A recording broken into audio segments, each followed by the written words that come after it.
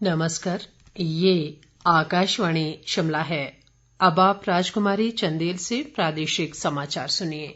प्रदेश सरकार ने पठानकोट मंडी फोरलेन निर्माण के लिए भूमि अधिग्रहण की प्रक्रिया शुरू कर दी है। मुख्यमंत्री जयराम ठाकुर ने आज विधानसभा में प्रश्नकाल के दौरान कांग्रेस सदस्य पवन काजल और अरुण कुमार के संयुक्त प्रश्न के उत्तर में बताया कि जल्द ही प्रभावितों को मुआवजा देने की प्रक्रिया शुरू कर दी जाएगी। मुख्यमंत्री ने कहा कि इस परियोजना के लिए क्लीयरेंस के मामले में भी सरकार आगे बढ़ी है। उन्होंने कहा कि इस फोरलेन की चौड़ाई 35 से 40 मीटर होगी। इसके आधार पर सड़क की डीपीआर को संशोधित किया जा रहा है और मंजूरी मिलने के बाद प्रोजेक्ट की लागत व निर्माण कार्य शुरू करने की तारीख तय की जाएगी। मुख्यमंत्री ने कहा कि इस सड़क की मुरम्मत के लिए NHAI के क्षेत्रीय अधिकारियों को हर साल 10 करोड़ रुपए आवश्यकता अनुसार खर्च करने की शक्ति दी गई है। उन्होंने कहा कि 2019-20 और 2020-21 में 14 करोड़ 93 लाख रुपए इस सड़क की मुरम्मत पर खर्च किए गए हैं। भाजपा विधायक विशाल नहरिया के योल छावनी संबंधी प्रश्न के उत्तर में मुख्यमंत्री ने कहा कि कांगड़ा जिले के योल छावनी के तहत आने वाले लोगों की दिक्कतों के मामले को राज्य सरकार द्वारा रक्षा मंत्रालय से उठाया गया है। उन्होंने कहा कि वे व्यक्तिगत रूप से रक्षा मंत्री राजनाथ सिंह से इस मामले को लेकर बात करेंगे और जल्द उनसे मिलेंगे। मुख्यमंत्री ने कहा कि इस समस्या के समाधान के लिए जो भी उचित होगा वो कदम उठाएंगे।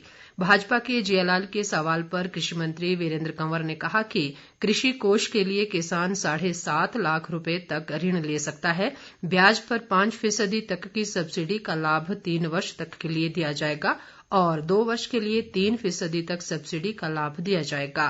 कंवर ने कहा कि प्रधानमंत्री फसल बीमा योजना लागू है और मटर, गोभी व शिमला मिर्च जैसे फसलों पर मौसम से जो नुकसान होता है उसे भी फसल बीमा में कवर किया गया है। राज्य में स्थापित निजी उद्योगों में कार्यरत मजदूरों का EPF जमा न करवाए जाने संबंधी कांग्रेस के रामलाल ठाकुर के सवाल के जवाब में उद्योग मंत्री बिक्रम ठाकुर ने बताया कि ये मामला केंद्र सरकार से जुड़ा है, लेकिन राज्य सरकार मजदूरों के साथ हो रहे खिलवाड़ को सहन नहीं करेगी।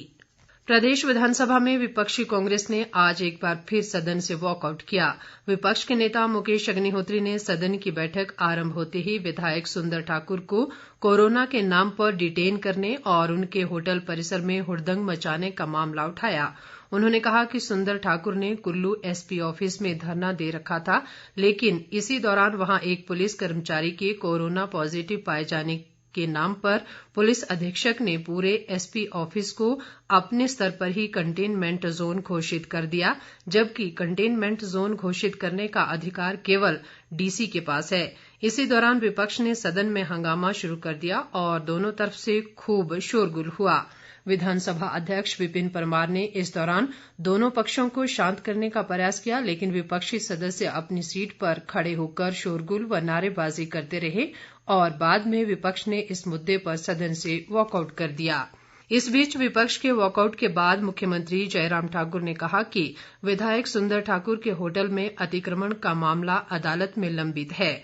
उन्होंने कहा कि SP ऑफिस में धरना देने की किसी को इजाजत नहीं है, लेकिन विधायक ने ऐसा किया जो कानूनन गलत है। मुख्यमंत्री ने कहा कि इस मामले में कोई कोताही नहीं बरती गई है और कानूनी प्रावधानों के तहत कार्रवाई की गई है। इसके बावजूद विपक्ष इस मामले को अनावश्यक रूप से राजनीतिक तूल दे रहा है।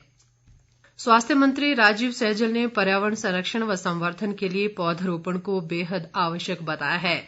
ये बात आज उन्होंने कसुम्पटी मंडल के तहत कोटी पंचायत में आयोजित पौधरोपण कार्यक्रम के अवसर पर कही। सैजल ने कहा कि प्रदेश सरकार समाज के सभी वर्गों के उत्थान के लिए प्रतिबद्ध है और लोगों के कल्याण के लिए अनेक नई योजनाएं शुरू की गई हैं। उन्होंने कोरोना महामारी से बचाव के लिए लोगों से सामाजिक दूरी बनाए रखने और मास्क पहनने की अपील भी की। आज हिंदी दिवस है। वर्ष 1949 में आज ही के दिन संविधान सभा ने देवनागरी लिपि में हिंदी को देश की राजभाषा के रूप में स्वीकार किया था। हिंदी विश्व में सबसे अधिक बोली जाने वाली भाषाओं में से एक है और 52 करोड़ से अधिक लोगों की पहली भाषा है। हिंदी दिवस के अवसर पर प्रदेश में अनेक कार्यक्रम आयोजित किए गए। इसके साथ ही ये समाचार बुलेटिन समाप्त हुआ। नमस्कार।